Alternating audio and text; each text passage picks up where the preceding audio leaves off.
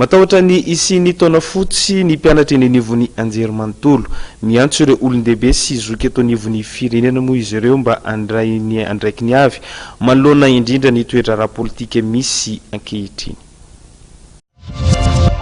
Izahay fikambanan'ny mpianatra eto amin'ny Université Antananarivo dia mahatsapa fa manana anjara biriky amin'ny toetra ara-politika misy eto amin'ny firenena ankehitriny.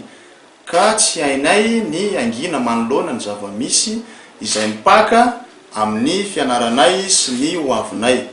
Isoranay etoana ireo mpampianatra mitsinjo anay mpianatra amin'ny fanohizana ny fampianarana, isorohana ny fikorontanan'ny tetiandrom-pampianarana sy ny famitana ny taom-pianarana. Arak'izany, voalohany, mijoro izahay noho ny ayay amatahotry ny mpianatra maro ny amin'ny fiatraikany zao savorovory zao amin'ny fianarana. Zarosorina ny tanora malagasy ka tsy afa manatateraka ny fianarany ampitoniny ary manahy ny isin'ny taona fotsy ety amin'ny Anjerimanontolo. Faharoa, heverinay fa rariny sy hitsiny raha toka arahina ny fandalana ny demokrasia izay midika fahafahana maneho hevitra.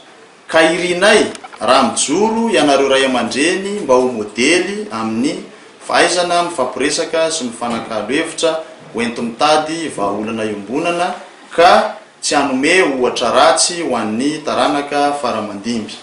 Fahatelo, aoka ho tandrovina toy ny anak'Andriamaso ny soatoavina malagasy manome lanja ny aina ka tsy isin'ny fandatsahan-dra sy fifamonoana itsony.